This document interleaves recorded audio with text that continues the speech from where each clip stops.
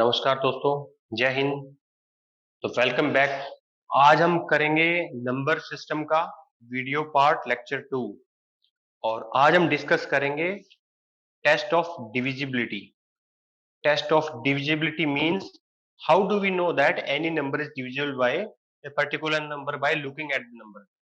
कोई भी नंबर को देख के हमें कैसे स्टूडेंट पता लगेगा कि वो नंबर डिवाइड होगा, लाइक 2 से डिवाइड हो जाएगा, 3 से, 4 से, 5 से, 6 7 8 9 लाइक दिस।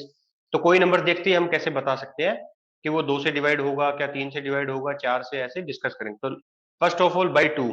कोई भी नंबर 2 से डिवाइड होगा, हमें कैसे पता चलेगा? If the unit place of a number is 2 4 6 8 और 0। अगर कोई नंबर ऐसा हो जिसका यूनिट प्लेस स्टूडेंट 2 4 6 8 0 इनमें से कुछ होगा, तो नंबर 2 से डिवाइड होगा। लाइक एग्जांपल्स, अगर मैं नंबर को लिखता हूँ 8 9 5 4 5 2, ये लिखा, तो हमने क्या चेक करना है? हम देखेंगे सिर्फ यूनिट प्लेस। यूनिट प्लेस क्या है? 2, तो ये नंबर 2 से भी डिवाइड होगा। 8 7 4 6 9, मैंने ये लिखा 87,469, तो हम सबसे पहले देखेंगे student unit place. Unit place क्या है? 9, तो यूनिट प्लेस 9 है, तो यूनिट प्लेस तो इनमें से नहीं है 2 4 6 8 0, तो इसका मतलब ये नंबर क्या होगा? 2 से डिवाइड नहीं होगा।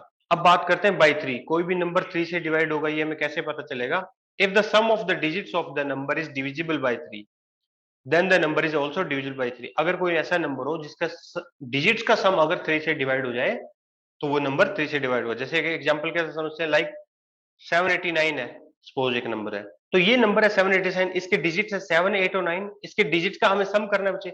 7 प्लस 8 प्लस 9, 7 प्लस 8 15, 15 प्लस 9 24। क्या 24 3 से डिवाइड होता है? बिल्कुल डिवाइड होगा। 3 3 8 जा 24। तो इसका मतलब अगर इसका डिजिट का सम बचे, अगर 3 से डिवाइड होता है, तो ये नंबर भी 3 से डिवाइड होगा। Like 789 is divisible bye 3।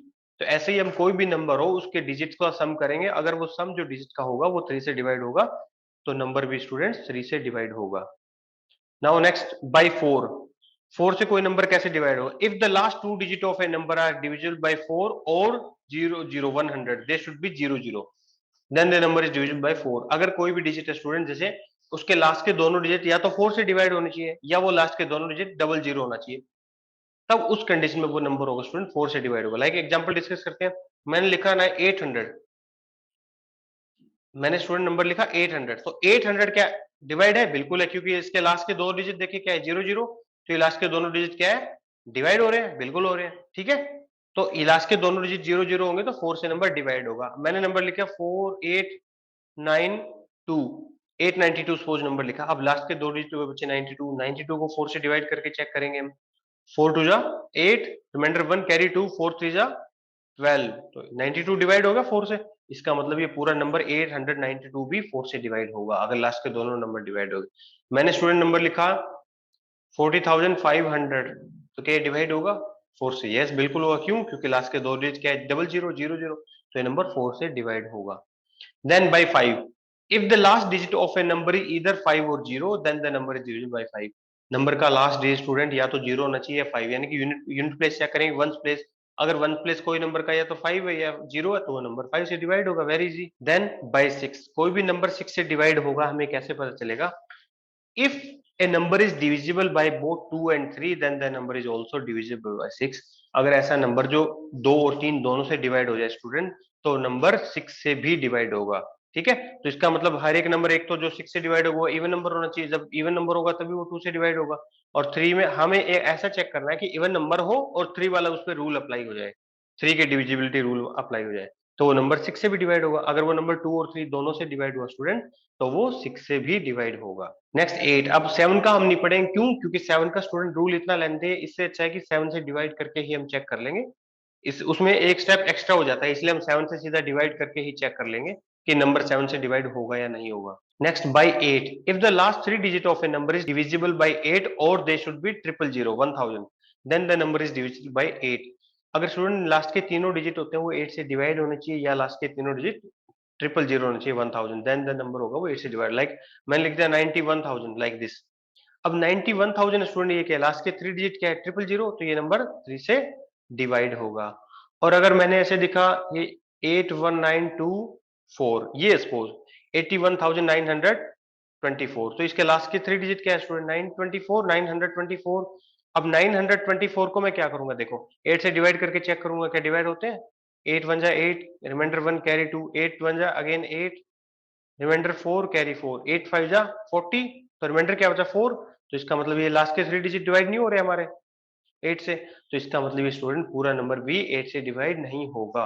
अगर लास्ट के 3 डिजिट डिवाइड होते 8 से तो ये पूरा नंबर जो भी होगा वो 8 से डिवाइड हो जाता, अदरवाइज नहीं होगा। By 9, if the sum of digits of number is divisible by 9 then the number is also divisible by 9। ये 3 के जैसे ही है, अगर डिजिट्स का सम अगर 9 से डिवाइड हुआ तो वो नंबर 9 से डिवाइड होगा। जैसे 3 में क्या था, सम ऑफ डिजिट डिविजिबल बाय 3, उनका सम डिविजिबल बाय 3 होना चाहिए। ऐसे 3 में अब 9 में जो सम बनेगा वो 9 से डिवाइड होना चाहिए।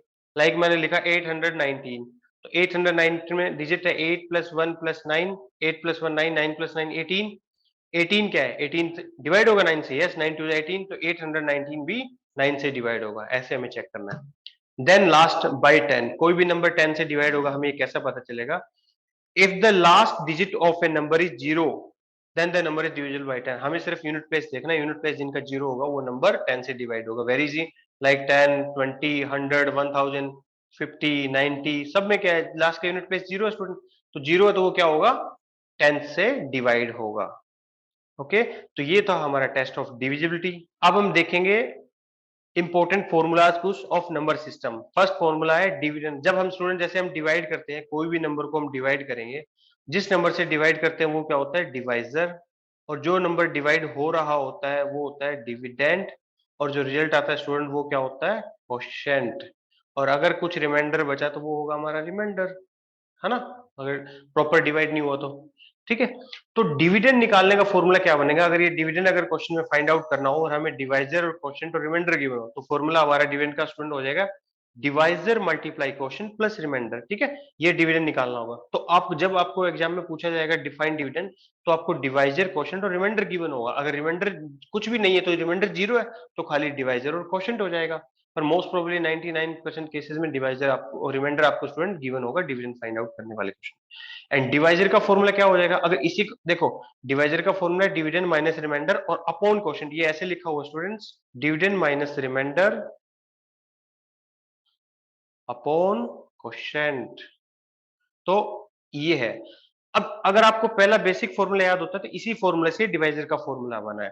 अब मेरे को डिवाइजर चाहिए तो मैं बाकी सारी वैल्यू दूसरी साइड लेके जाऊंगा। पहले मैं प्लस की वैल्यू रिमाइंडर में लेफ्ट हैंड साइड लेके गया तो डिविडेंड ये यहाँ पे प्लस की वैल्यू थी, लेफ्ट हैंड साइड जाके माइनस का हो जाएगा, तो डिविडेंड माइनस रिमाइंडर। और डिवाइजर के साथ क्वेश्चन प्लस मल्टीप्लाई था बचे, तो लेफ्ट साइड जाके डिवाइड हो जाएगा, तो डिवाइड हो गया। तो डिवाइजर का हमारा फॉर्मूला बन गया dividend minus remainder upon question. ठीक है, इसी तरह क्वेश्चन का फॉर्मूला बनेगा, क्वेश्चन का निकालना हो तो क्वेश्चन को मैं राइट साइड रखूंगा, डिवाइजर और रिमाइंडर को दूसरी साइड लेफ्ट साइड लेके जाऊंगा। तो क्वेश्चन का फॉर्मूला क्या हो जाएगा dividend minus remainder upon divisor, बस इतना सा चेंज होगा और सेम फॉर्मूला बन जाएगा। ठीक है, तो ये फॉर्मूले आपको याद होने चाहिए स्टूडेंट, याद कर लो, फिर डायरेक्ट एग्जाम में इनसे रिलेटेड क्वेश्चन पूछे जाएंगे और डायरेक्ट आपको वैल्यू पुट करो फिर आंसर आपको मिलेगा। नेक्स्ट हम डिस्कस करते हैं place value and face value. तो प्लेस वैल्यू और फेस वैल्यू क्या होगी, प्लेस वैल्यू ऐसा होगा जिस प्लेस पे वो होता है उससे वो प्लेस देखना, और फेस वैल्यू मतलब जो जैसे फेस क्या हमारा फेस है हम देखते हैं वही वही का नंबर होगा एज इट इज। जैसे ये क्वेश्चन के एग्जांपल के साथ डिस्कस करते हैं, find the place value and face value for in the number this. Number given है बच्चे 874951 2। ठीक है स्टूडेंट, ये नंबर है, इसमें बोला है place value and face value 4, 4 का बताना बच्चे 4 ये कौन से प्लेस पे है।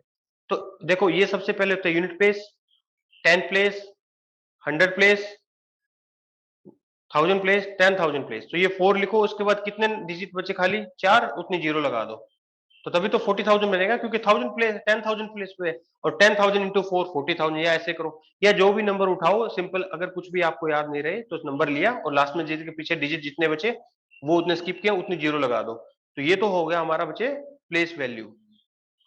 और फेस वैल्यू की बात करें तो फेस वैल्यू क्या होगा, जो फेस है जो दिखता है वो फेस वैल्यू क्या है 4 का 4 ही हो जाएगा। तो हमेशा जब भी आपको याद रखना है स्टूडेंट फेस वैल्यू पूछा जाएगा तो फेस मतलब जो एज इट इज दिखाई दे रहा है वही होगा फेस, जो नंबर एज इट इज हो गया। प्लेस वैल्यू मतलब जो नंबर लिखो उसके बाद जितने डिजिट हमने लेफ्ट किए हैं उतनी उतने टाइम जीरो पुट कर दो, तो वो हमारा हो जाएगा प्लेस वैल्यू। अब जैसे इसमें नेक्स्ट क्वेश्चन पूछा find the place value of 9 and 8 in the number this. तो 9 और 8 की प्लेस वैल्यू बतानी हुई, नंबर लिखा हुआ है 878492। अब प्लेस वैल्यू ऑफ 9, 9 का प्लेस वैल्यू क्या, 9 यहाँ पे है, 9 मैंने लिखा, 9 के बाद कितने नंबर हो रहे हैं, एक डिजिट था तो जीरो लगा दिया, 90। तो और 8 का प्लेस वैल्यू बचे, 8 का दो है, देखो 8 एक बार यहाँ पे, एक 8 बार यहाँ पे है, तो 8 के दो प्लेस वैल्यू बनेंगे। 8 के प्लेस वैल्यू क्या बनेंगे, एक तो पहला 8 है, उसके बाद कितने डिजिट है, 1 2 3 4 5, तो 5 डिजिट है, तो 5 टाइम में जीरो पुट करूंगा, ठीक है। और दूसरे 8 का प्लेस वैल्यू क्या होगा, 8 के बाद कितने डिजिट है, 3, तो मैं 3 टाइम जीरो पुट करूंगा। तो ये होता है हमारा place value and face value. Next है find approximate value. Approximate value बच्चे क्या हो, देखो find the approximate value of 24,880। तो नियर बाई 100 के हम लिख के चलते हैं, तो 4,880 के नियर बाई वैल्यू कितना हुआ, 25,000, तो वो हमारा अप्रोक्सीमेट वैल्यू हुआ।